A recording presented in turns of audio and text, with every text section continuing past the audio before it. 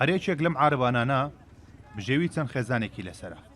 خاوەنەکانیان دەستەوەستانن و تەنها ڕۆڵی بینەر لە ڕوخاندنی شوێنی بژێویان دەبینن. هەڵمەتی لابردنی زیادەڕۆ بە سەرپەرشتی قایمقامی کەرکووک بە نیازی ڕوخاندنی تەواوی بازاڕی لەنگەی کەرکووک هاتنە ئەم شوێنە، بەڵام بڕیارەکە گۆڕا بۆ فراوانکردنی ڕێگایەک. بەڕاستی استثمار کەرکووکی وێران کرد. زۆر بێتامانە استثمار لێ کەرکووکە دوو جسر هین مەشاتە هین ڕێکردنە کردویانە بە بازار هەر دوکانی 2000 دوکانی لێدر کردو هەر دوکانی 4 دەفتەر و 5 دەفتەر فرۆشتویانە بە خەڵک. ئەمە چێتە گیرفانی کێوە؟ ئایا حکوومەتەکە ئیسفادە لەماکە یان خەڵکەکەیە؟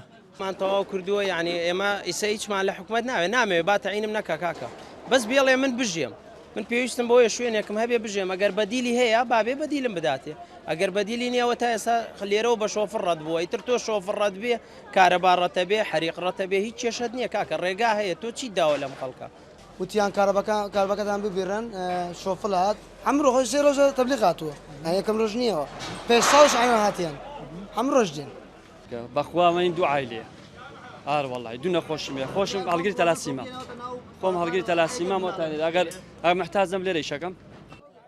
نوێنەرێکی فراکسیۆنی یەکێتی توانی بڕیارە ڕوخاندنی لەنگەی کەرکووک ڕابگرێت تاوکاتەی جێگایەکی دیکە و شایستە بۆ کاسبکار و دەستگێڕانی بازاڕەکە دابین دەکرێت. لەگەڵ قایمقامە ئێستا کەوتنە سەر خەت و قبولمان نەکردمان مدەی دوسێ ڕۆژیان بەرێ تا ئەمانە بژێستنەوە، بەڵام ئەم ڕێگایە بەڕاستی ئێستا دیفاع مەدەنی و حەریقم لەگەڵای ڕاست لەگەڵی کێ تەحملەکە حەسوستانێ بێت، ئێستا ئەم ڕێگایە ئەکرێتەوە ئیتر بە هەموو شێوە و دوکانانی تەجاوزیان کردواتنە پێشەوە ئەبێ بگەڕنەوە ڕێ حەقیقەی خۆیان و شوێنە سنووری بەلەدەی خۆیان بۆی ئەم جادێ هەم خێرتاو بکرێ هەم بۆی خوانە خواستەکە حەریقی شتێ بوو بە زووترین کات دیفاع مەدەنی بگەپێت و خەڵکێک زۆر زەرەر نەکەن لەو ینی نەهامەتی ئەو سوستان و ئاگرتێ ببنی و دوکانانە. ئێمە لەگە خۆیان شوێنیان بۆ یابین بکرێ ئەنجام بکاتێتەوە تۆ لەبەرەوەی تۆ ئەکرێ خەڵکەکە بێ ئیشکەی ناکرێت تۆ شوێنی ئیشی بۆ بدۆزەوە زارە بری ئیشەکە شوێنێکی بۆ بدۆزەوە ئەو کاتە ئەمان هەمیان ڕازین، بەڵام لەگەوە شان زادەکە بکرێتەوە ئەم بڕیارماندا عارەبانەکان و دەژێڕەکان لەبان زادە ئێستا بگوازنەوە هەتاکو ئەم شوێنانە شوێنیان بۆ دۆزینەوە.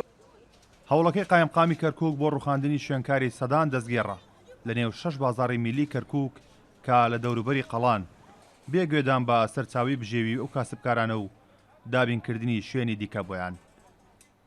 کارۆن محەممەد کورد ساد نیوز کەرکووک.